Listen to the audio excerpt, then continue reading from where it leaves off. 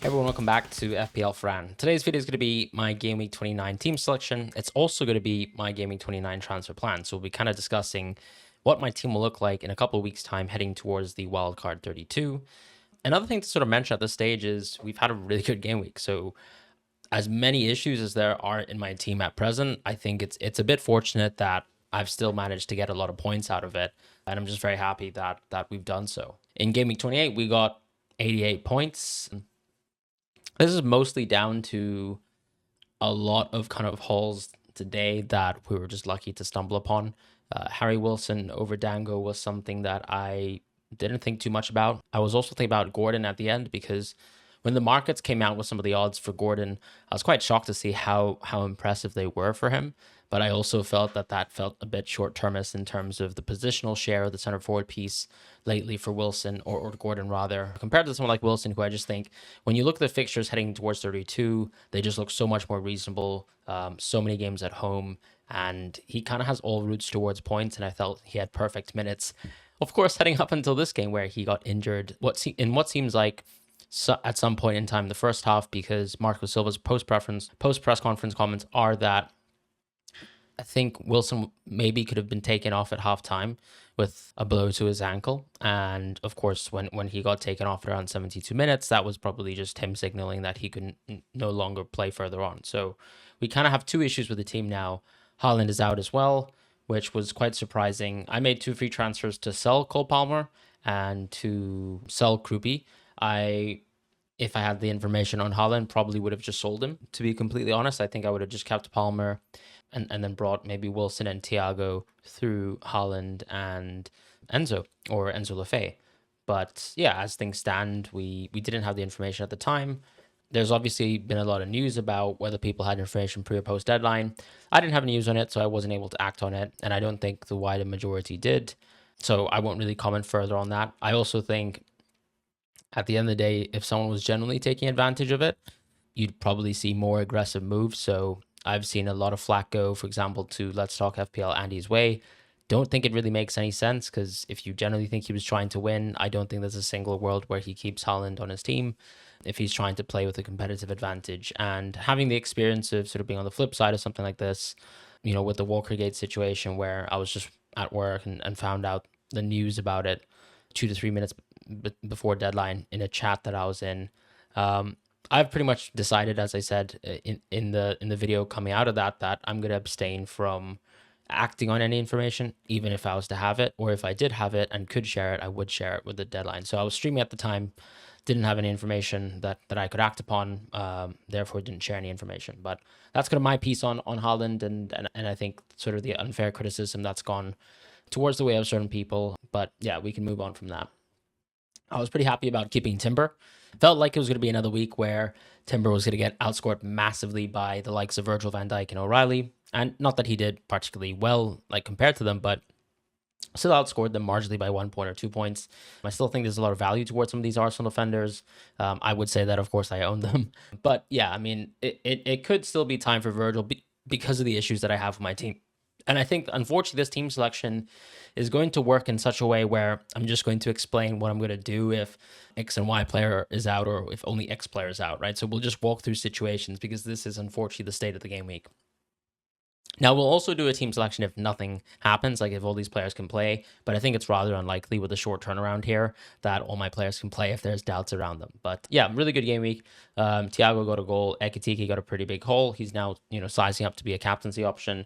For the next week, both the Enzos were super depressing as auto sub options. I think I got 2 points and 1 point from both of them. I think Enzo Fernandez was actually close to getting DEFCON. In the end, he actually got a yellow card. Yeah, so he's been a pretty depressing own, but at the same time, I think it shows that maybe many, many weeks ago when I made the move from Thiago to Ekitike, which I wouldn't say has come around now, but it has, has had its pros and cons. One of the major cons was that, of course, that docked me a lot of free transfers and it took Virgil van Dijk away from my team. which in hindsight obviously has hurt me, right? So now I'm in a stage where, because I've used so many free transfers as of late, I'm not so prepared for situations like multiple mass injuries within my team. And we have Anderson as well, who was sick. I'm hoping he's back.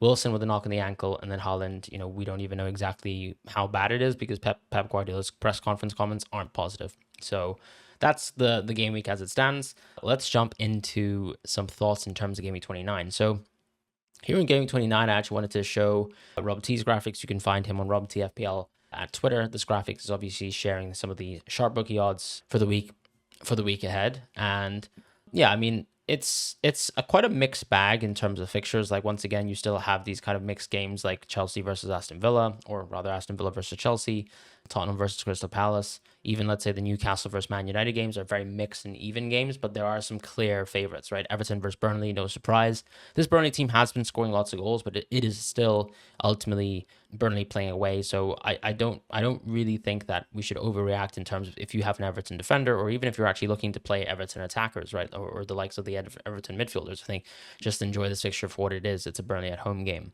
Otherwise, this is still a great game from a perspective of Arsenal clean sheet. So whilst, yes, of course, Van Dijk is super tempting to me, or some of the Man City midfielders, defenders, which I don't really have the opportunity to access because I still have, in my opinion, too many blankers. I need to be cutting down on them this week in Game Week 29.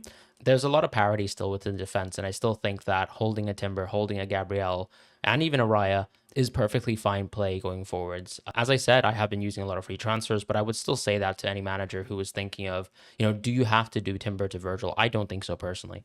Otherwise, in terms of like some more mixed fixtures, I think Bournemouth versus Brentford is up there. So when it comes to, for example, like looking at someone like Harry Wilson as a pick and thinking of whether he needs to be immediately replaced, I wouldn't say so. I don't think there's any midfielder in the relatively cheaper price brackets that immediately calls to mind as having such a good luxury fixture outside of NJ.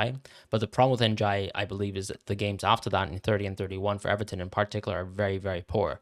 So unless you want to captain NJ and you really see or fancy the value within that, I just don't really know what's the point of going into, immediately midfield replacements outside of, let's say, maybe a team like Liverpool, where when you see Liverpool's fixture run coming out of this, and including this game here with Wolves away, they have the enough. I think they have enough quality fixtures where moving into Liverpool midfielders would make sense. But we still have doubts on Wirtz, who I think is not going to play in this match. And it goes back to, do you trust a Gakpo for the next three fixtures? I don't think so. If Wirtz comes back, I think that can hurt his minutes. And then Salah, we've been talking about Salah a lot this season, specifically more in the cheat sheet because I've not owned Salah for a long time, but I do think that Salah is going to rear his head around, just because if you're going to wild card here and Liverpool's fixtures are what they are and Haaland may be gone from the game, then Salah makes sense to me. And I don't think it's that hard of an argument to sell. I think for most people who have 2 free transfers, 3 free transfers, it's very simple. I think you can just go Salah here. You might not even need to captain him. Like, let's say if you don't trust him as a player, he still has inherent value from things like penalties. He still has inherent values from the set pieces that he now has more set piece share of compared to the past. But the big thing that, as I said, would make a difference is that he still has a lot of expected value over these games. And you might not believe it's real, but I think it's tangible over the next few weeks. It's not too different to, I think, Palmer a few weeks ago when he had really good fixtures and a lot of people were completely inconfident that he could do anything. So that's kind of my overarching take here. I do think that there's an opportunity to go Salah because of the specific meta that we're in, where Haaland doesn't seem like he's back, right? So that's kind of the situation we find ourselves in. And so just my thoughts in terms of the overall fixtures and how I would attack them at this moment in time. So assuming that nothing is wrong with my team, this is the planned team selection that I have. It's actually going to consist of me rolling. I find myself struggling to believe that I'll actually find myself in this situation. I will be playing triple Arsenal defense versus Brighton away. So that's Raya, Gabriel, and Timber.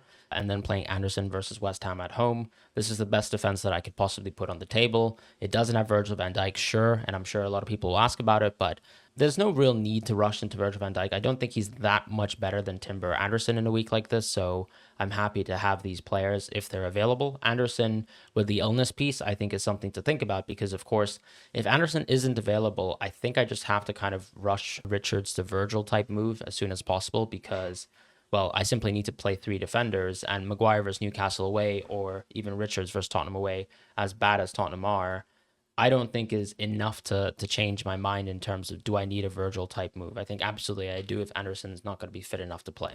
So that's kind of my thought on that. In terms of the midfield, I'll be playing Wilson if he's fine. As I said, the ankle piece really doesn't look good or fondly on his midweek minutes.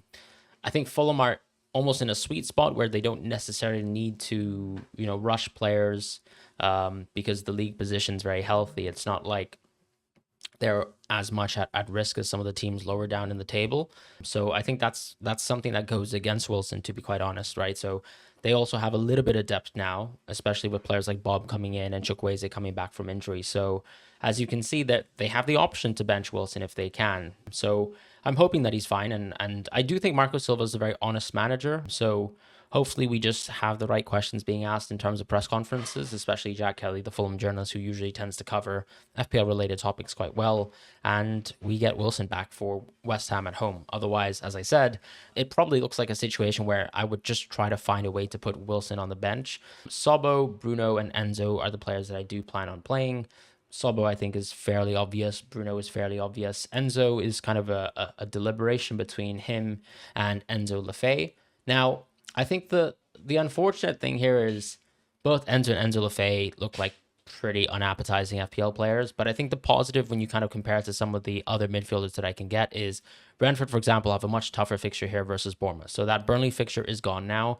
They also are kind of on a bit of a minutes crunch because they also have FA Cup games coming after this midweek in a similar way to Enzo, but I think Enzo can quite comfortably be rested in a match like that, like versus Wrexham, just given the quality of opponent. Whereas, yeah, with Enzo Lefebvre, for example, the only negative that I would say is he's just not been doing too much as of late. Yes, of course, Granit Xhaka coming back into the team probably means he can play slightly more advanced, but both of them are not DEFCON merchants. Like, they're not at the quality of a Garner or Anderson, so you don't have the value there. Like, both of them were close to getting DEFCON versus their counterparts, versus Arsenal, versus, can't quite remember. Oh, yeah, Bournemouth as well. And I think both were on 9 and 10 respectively. So there is some incremental chances of them doing well, but it's kind of picking one out of two of the worst options this week, especially with Villa not playing particularly well versus Wolves.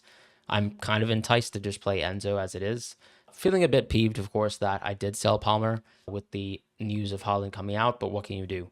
So yeah, I'm playing Enzo in this situation. And in the front line, I'm going to play Thiago, Ekitike, and Haaland. Now this, as I said, is a very sort of miraculous, hopeful situation where Haaland and Wilson are available for me, but I think that it's very likely that the news on Haaland is not positive. I just can't believe that he's out of the squad for one day and he's going to be back fit in a couple days time for a midweek. So I'm not looking forward to having Haaland in my team. But of course, if we get the all okay from Pep ahead of this Nottingham Forest fixture, then so be it. I can possibly roll here, especially with Enzo Lefebvre looking a pretty decent auto sub here. So that's kind of my take on the situation in terms of what I would do right now. Now let's go through options or even situations, right? So situation A, which I've already explained in this video, which is what happens if Anderson is out. I think this also applies to technically a situation B if Wilson is out and also Anderson is out. So I think in that case, I would probably just make one move.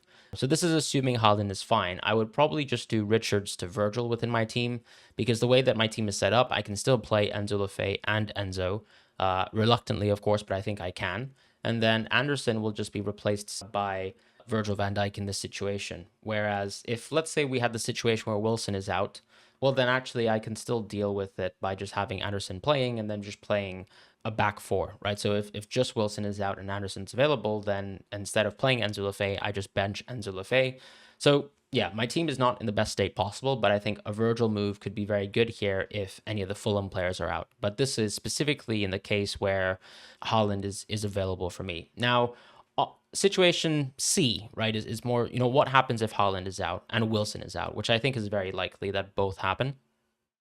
I think, well, let's do situation C if both of them are out, and then situation D will be if Haaland is out. So if both the players that are key to my team are out, I think I'm going to take a hit.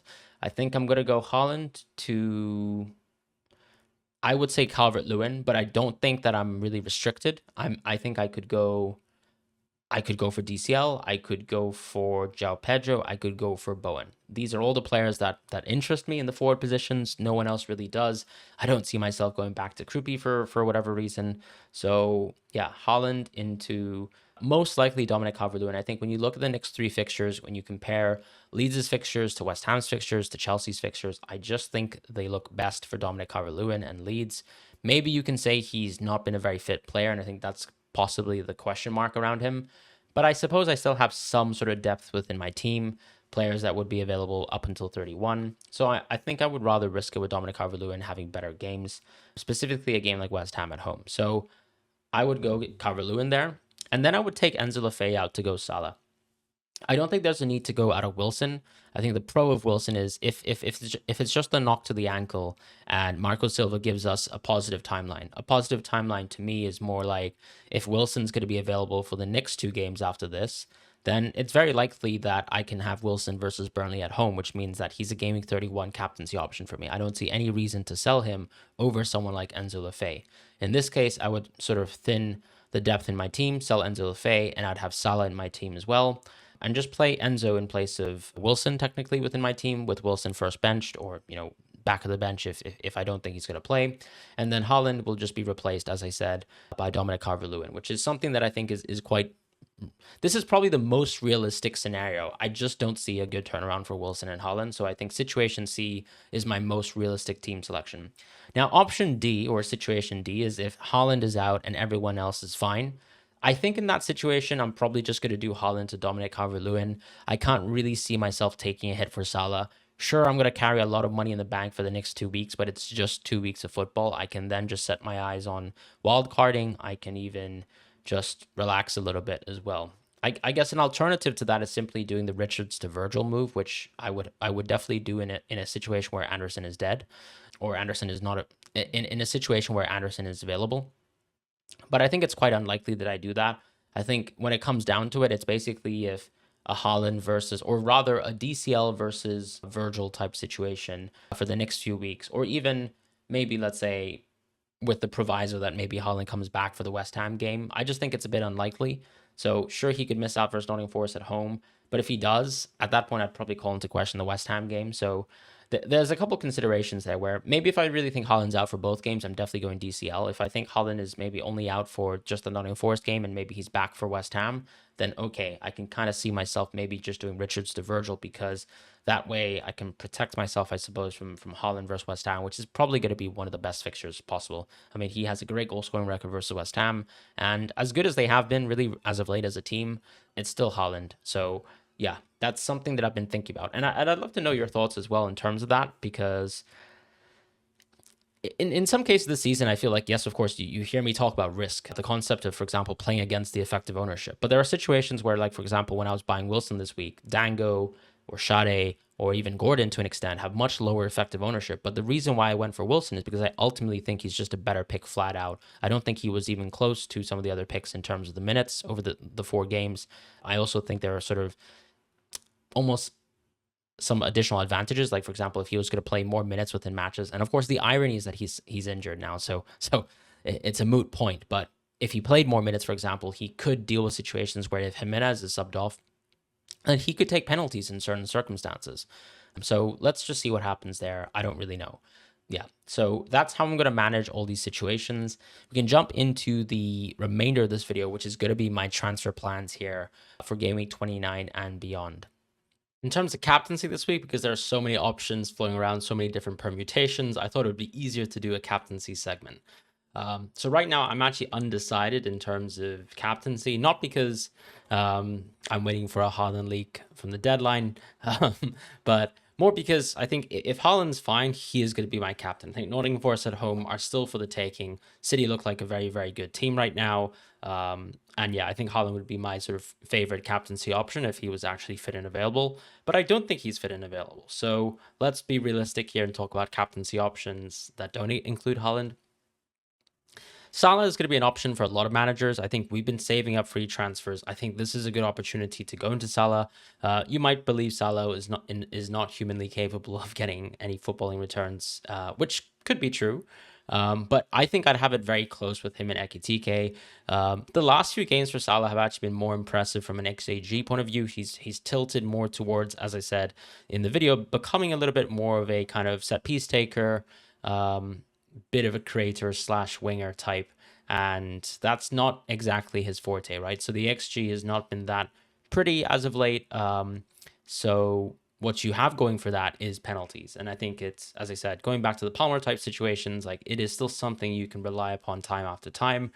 I think for that reason, I would probably have it very close between Ekitike and Salah. If I was to be completely honest right now, I think the differential would make me want to go Salah a little bit more. You can call me stupid, and that's fine. But yeah, I'd probably go Salah in that situation, and then Ekitike, very, very close. After that, I would probably have Bruno coming in, but he's not really someone who falls into the equation for me because I'm just going to pick a Liverpool player of choice. And with Wilson with the knock, I mean, he probably actually would have been on the sort of captaincy matrix, but he's not here as well. I also previously mentioned Njai. I think I'd have him pretty much neck and neck with Bruno as the top sort of non-Liverpool, non-City option. Now, if you actually own Semenyo, and actually a lot of managers do, I think he'd actually shoot up in terms of my pecking order because I think one of the benefits that Semenyo probably has, even when Marmoush plays over Holland, is that there's still 20 to 30 minutes of a football game where no one's going to be taking penalties for City other than Semenyo on paper. So whilst you could even have, let's say, Marmoush ahead of him in the pecking order, and I think Semenyo is still the most likely penalty taker in that situation, I think I would have Semenyo also in that sort of tier in terms of best options outside of the Liverpool players. So I think Njai, Bruno, Semenyo is that next tier. I would just choose the player you're most comfortable with going with at that point.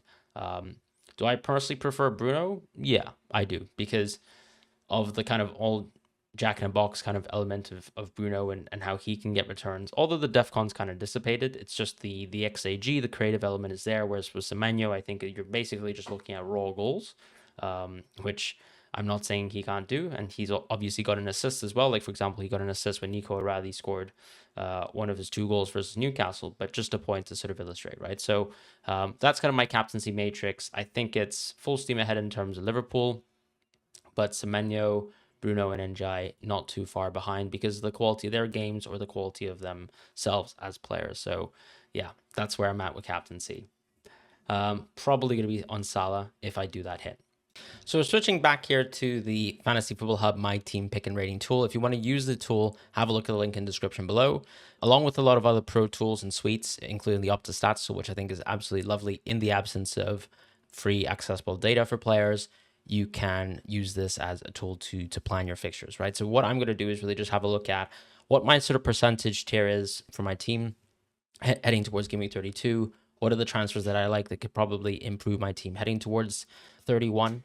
But as you guys can see, I think it's most likely we just play along that option C or situation C that I talked about, where I think I'm going to do that hit for that Salah sort of piece and also just bring in another midfielder most likely, or sorry, another forward in DCL. I think what's helpful too is just to have a look at for the next 3 game weeks what the predicted points are from a hub model perspective. So as you can see in terms of most likely replacements, if we just go through the midfield, Salah still leads the pack. So if I'm going to do a hit, it might as well be for Salah as opposed to an Mbemo, as opposed to a Palmer. And I really don't know if I could face myself if I had to do a move back into Palmer for a -4. So let's just not talk about it. In the forward position, it's a little bit closer though. So you can actually see that over the next 3 games, it's actually Dominic Calvert-Lewin who's a little bit ahead of Bowen, right? So if I sort of the sample size, I can't do it necessarily here in the predicted 3 game week tier, but certainly you can see even just from the 3 weeks that actually Calvert-Lewin's a little bit better, and João Pedro is lagging a little bit behind. All the other options kind of pale into comparison. It's not like, for example, Brighton have some good fixtures. So Calvert-Lewin's probably the best pick. I'm going to replace Haaland with Calvert-Lewin here because I'm planning to wildcard 32.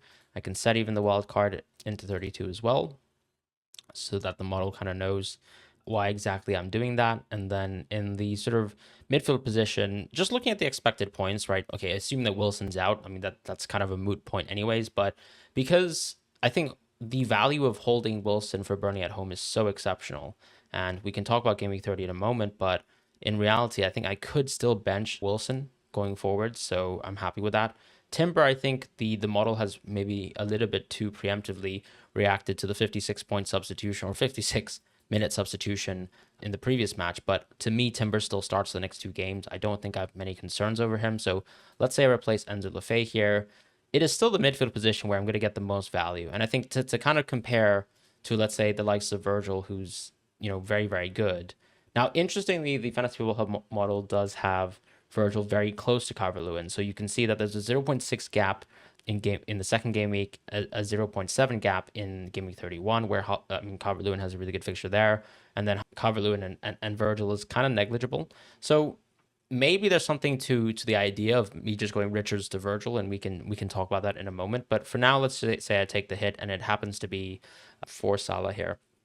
Part of the reason why I have to do this is because I can't really take the hit otherwise, right? The cash still has to come from somewhere, and the cash and it has to come from Erling Haaland. So that's the only way I can really get to Virgil. If I went to do something like Richards to Virgil, it would basically just mean that I don't go for the Salah type move. But maybe, well, at least I think Salah is probably worth a hit. Now the problem is that, or no, I mean, is it a problem? I don't know. I might still not want to captain Salah. I mean, he's the penalty taker. He's a set piece taker. I just think the open play value Salah has dropped a lot over time, and specifically this season, it's just been made so obvious. I'll be playing Sobo over Wilson here, but I could still see myself maybe captaining Ekitike, and I think that's going to be how I set up my team for Game Week 29. So Game Week 30, presuming that Wilson's not fit and available, as you can see, I can just play Enzo versus Newcastle at home. That's actually a really good fixture. Richards versus Leeds at home is something that I'm going to have accessible to me if I keep him.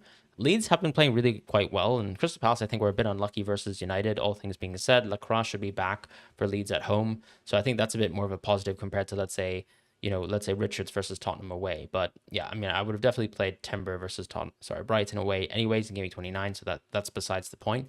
But yeah, maybe he's a bit better than Maguire here, or maybe even Anderson, right? So I think that there's definitely some questions to be asked about how do I feel about a Crystal Palace defender in 30, or could this even still just be another move towards someone like Virgil, or probably not, because the fixture in 31 for Virgil is not particularly good. So here in this situation, I think after I've taken the hit, I'm still comfortable enough to roll here in Game Week 30, and then Game Week 31, I think I just need to make one defensive transfer. So as you can see, I just don't have enough defenders. I'm probably keeping Timber. I mean, if Timber's going to drop again, sure, I'll just sell him to Teze. And I think maybe actually that's something that I'm going to do, because I think no one really owns Richard. So I think the benefit of that is that he's not going to price drop again, or is he? With Maguire, he's gotten a price rise.